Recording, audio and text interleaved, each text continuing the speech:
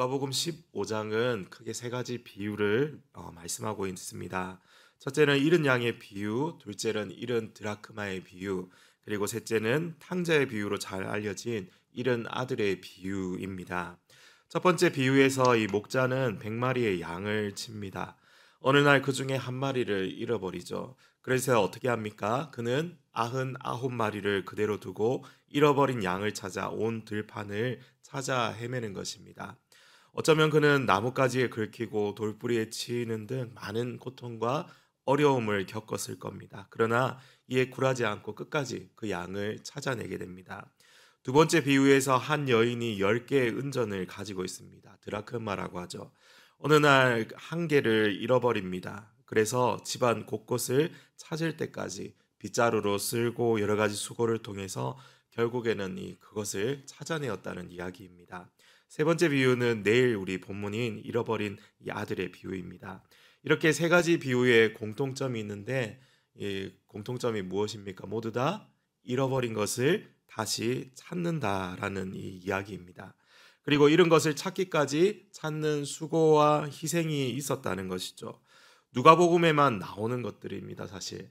누가가 복음서를 기록하면서 다른 복음서에서 없는 내용들을 많이 기록하고 있는데 신기한 것은 그 내용들이 일관되게 하나의 의미를 전달하는 것입니다.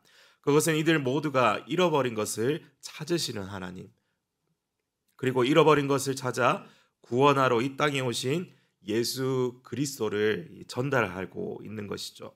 누가복음 19장 10절은 인자가 온 것은 잃어버린 자를 찾아 구원하려 함이라고 말씀합니다. 그러면 여러분, 잃어버린 자는 도대체 누구입니까? 1차적으로 잃어버린 자는 바로 죄인들이죠.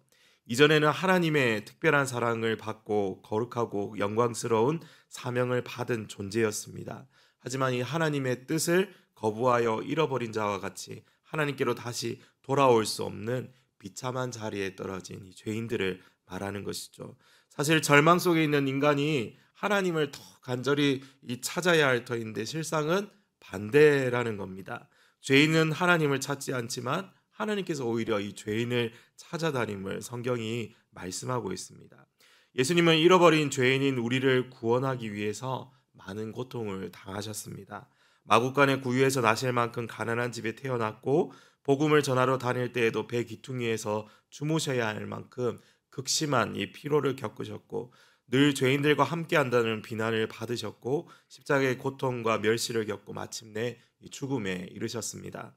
이 모든 고통과 희생이 무엇을 위한 것입니까? 예수님은 바로 잃어버린 우리를 찾기 위해서 그 모든 것을 감수하시고 인내하신 것입니다.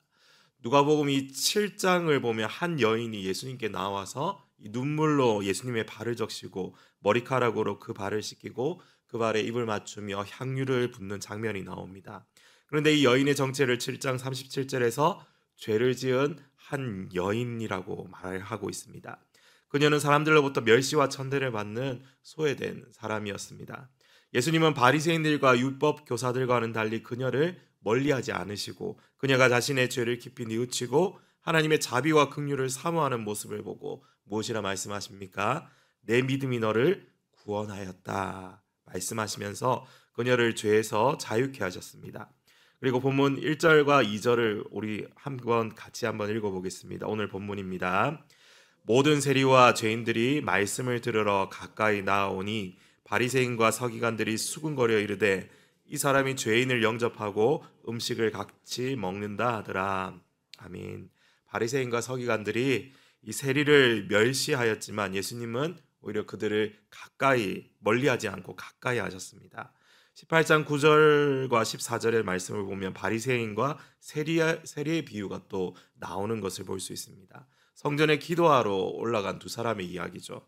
세리는 감히 얼굴을 들어서 하늘을 우러러보지 못하고 하나님 앞에 감히 어떻게 기도드리지도 못하면서 눈물을 흘리고 있습니다. 그러나 그 옆에 바리새인은 하나님, 저 세리와 같지 아니함을 인하여 감사합니다 하면서 떳떳하게 하늘을 우러러 하나님께 기도하는 장면입니다.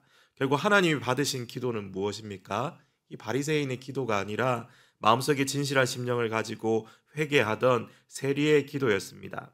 또 19장 1절부터 10절까지 말씀에는 이 세리장 이 삭개오의 이야기가 또 나오죠. 예수님이 삭개오가 살던 마을을 지나가시게 되는 이야기죠. 삭개오는 예수님을 만나고 싶었지만 자신이 없었습니다. 그런 사람들의 멸시를 받는 세리였기 때문이었습니다. 하지만 예수님은 오히려 그를 부르시고 그의 집에 가셔서 그와 함께 하셨습니다. 예수님은 삭개오를 찾기 위해서 사실 그 마을을 방문하신 것이었습니다. 또 예수님은 십자가에 달리셨을 때 아버지여 저들의 죄를 사하여 주옵소서, 저희는 자신들이 무슨 일을 하는지 알지 못합니다 하면서 자신을 십자가에 못 박으라 외치던 사람들, 자신을 멸시하고 천대하던 사람들, 자신에게 채찍질을 가하고 머리에 가시 면류관을 씌우고 옷을 벗겨 창피함을 주고 그 옷을 제비 뽑아 나누어 가졌던 로마 군병들까지도 그들의 죄사함을 위해서 기도하고 계셨습니다. 또한 예수님은 십자가 위에서 같이 십자가에 매달렸던 한 강도를 천국으로 인도하시죠. 내가 오늘 나와 함께 낙원에 있으리라. 7장 11절 이하에서 예수님은 나인성 한 과부가 그 아들이 죽어서 절망 가운데 통곡하고 있는 것을 보면서 그 죽은 아들을 다시 살리시면서 이 여인에게 아들을 돌려주시는 장면이 또 나옵니다. 한 번은 예수님께서 안식일에 귀신 들어서 등이 꼬부라진 여인을 고치셨는데 이 일이 빌미가 되어서 안식일을 어겼다는 비난을 계속해서 들어야 했습니다. 누가복음 12장 13절 이하에 보면 어리석은 한 부자의 이야기 우리 이미 들었었죠. 어느 해 소출이 많이 나오게 되었을 때 창고를 크게 짓고 그곳에 이것들을 모두 이제 넣어두는데, 그러면서 자기 자신만을 위해서 살기를 계획했던 그러한 이야기였습니다.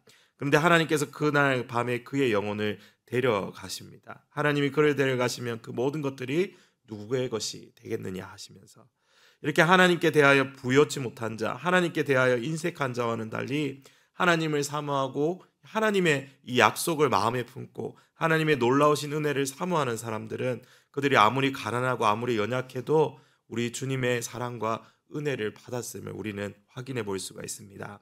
사랑하는 영가족 여러분, 오늘도 우리를 찾으시는 예수 그리스도를 만나시기를 바랍니다. 예수 그리스도는 우리가 겪는 그 아픔의 현장에도 계시고 우리의 그 실패의 현장에도 계십니다. 우리가 신음하고 고통하는 그곳에도 예수 그리스도께서 계십니다. 지금도 우리와 함께 하시고 오늘도 나와 함께 동행하기를 원하시는 것입니다.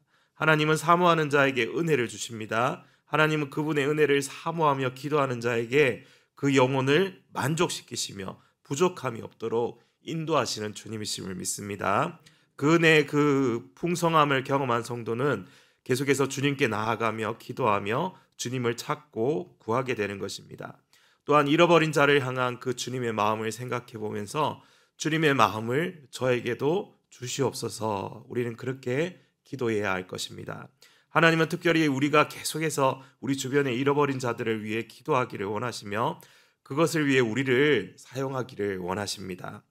우리 부활주일, 우리 가슴에 품은 영혼들, 추수감사주일까지 계속해서 기도의 끈을 놓치지 않고 기도할 수 있는 저와 여러분 되기를 바랍니다. 오늘도 주님께서 주시는 그 풍성한 사랑의 은혜가 여러분을 새롭게 하며 회복시켜 주실 줄 믿습니다. 또한 우리의 그 간절한 기도를 사용하여 주시고 잃어버린 자들을 구원하시는 역사가 주님의 시간에 이루어질 것을 믿습니다. 우리가 오늘도 이것을 기대하면서 오늘 하루도 믿음으로 힘있게 기도하며 달려가는 저와 여러분 되기를 간절히 소망합니다.